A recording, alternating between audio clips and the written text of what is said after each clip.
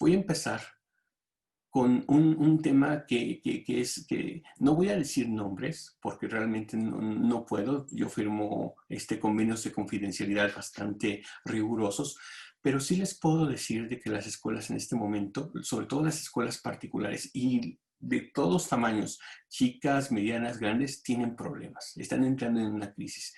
En este caso, por ejemplo, voy a hablar de una escuela particular que tiene muchos años, que tiene mucho prestigio y que además, para bien o para mal, es una de las escuelas primarias. Voy a poner nada más la parte primaria, aunque esta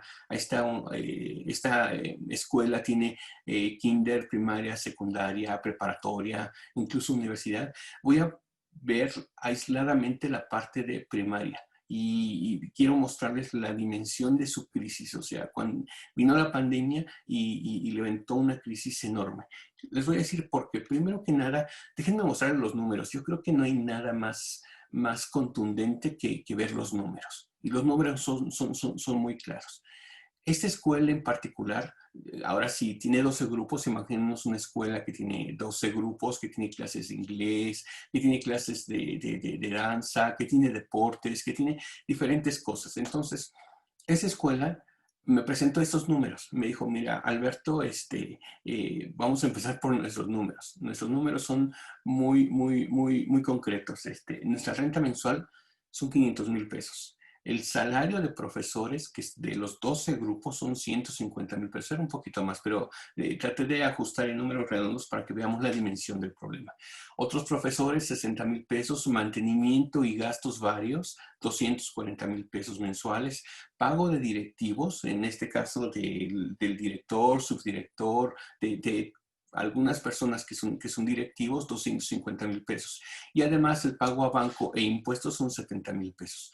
En este caso no se tomó en cuenta el pago sobre todo a los inversionistas. No, realmente, pero me decían que era otra cantidad, pero que eso podríamos omitirlo en cierto sentido. Entonces, en total, este colegio particular paga mensualmente aproximadamente 1,270,000 pesos.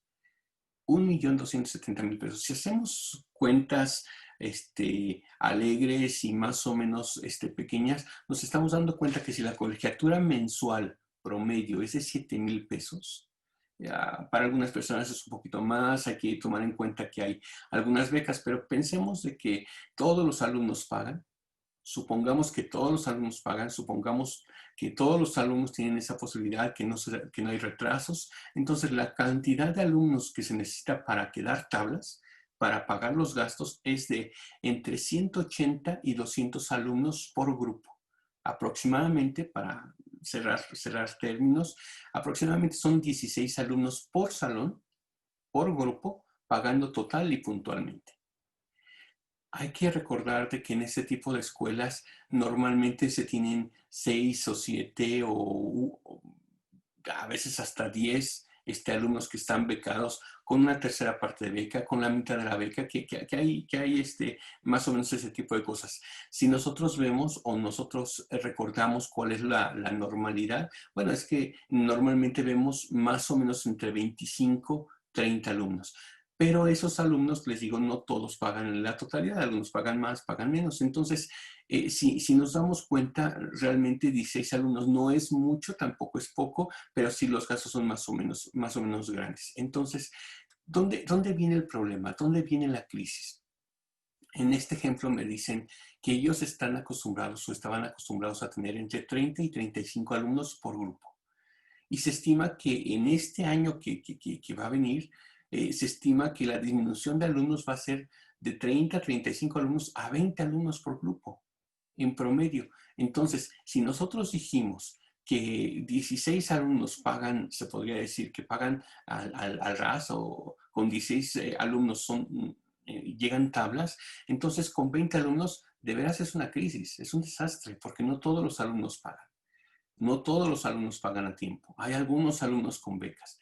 Entonces, de veras que están preocupados. Están preocupados estas empresas. Entonces, viene la pregunta, y es una pregunta que no es tan trivial. ¿Y qué hacemos entonces? ¿Qué se tiene que hacer entonces? ¿Cuál es la alternativa? ¿Cómo se resuelve este problema? Entonces, después de 2 o 3 juntas que tuvimos y que platicamos y que hicimos algunos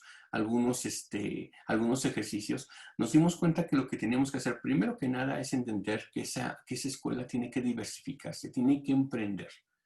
Esa escuela no puede hacer lo mismo siempre. Y había de dos sopas, o, o se convertía en una escuela diferente, digital, que eso les hace un ruido tremendo. Les voy a decir por qué.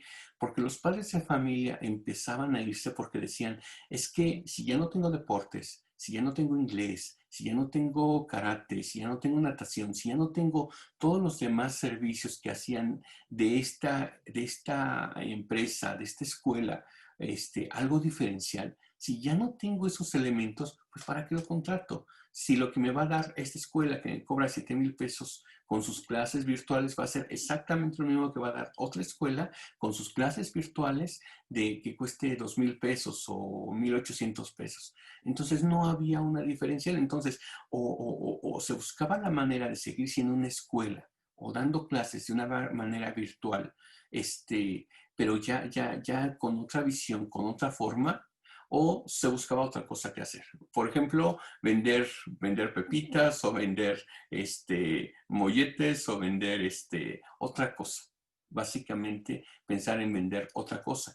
Nada más que esta escuela, como hay 2 o 3 con las que he tenido contacto, es una escuela en la que tiene una tradición de ser una escuela desde hace ya 20, 25, 30, hasta 50 años.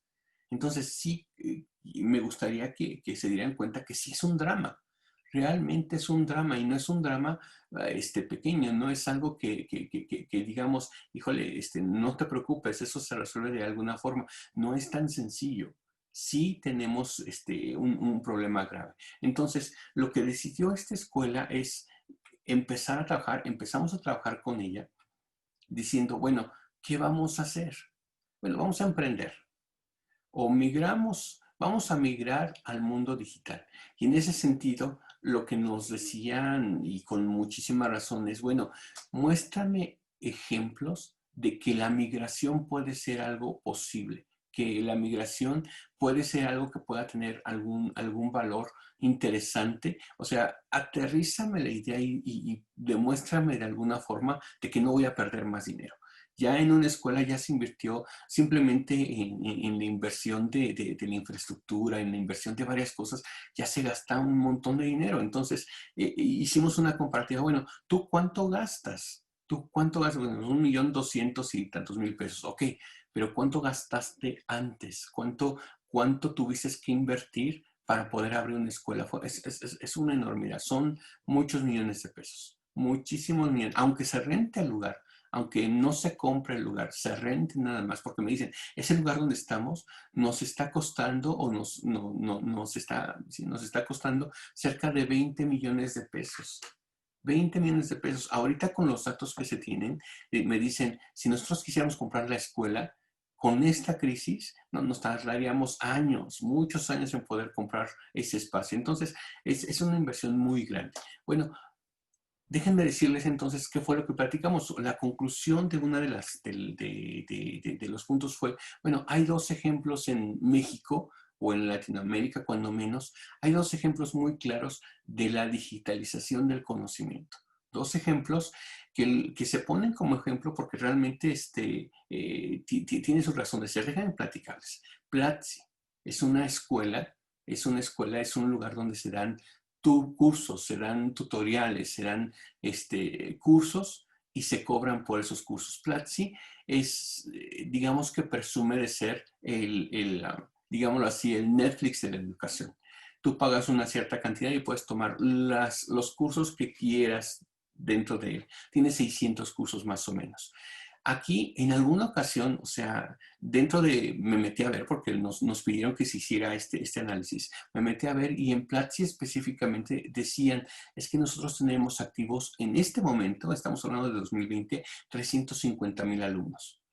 Y cada alumno paga $1 diario, más o menos. Tiene más alumnos, tiene como 500 y fracción, pero de los que pagan, y de los que pagan bien, los que pagan completo, son 350,000 alumnos. Y cada alumno paga 20 pesos por día.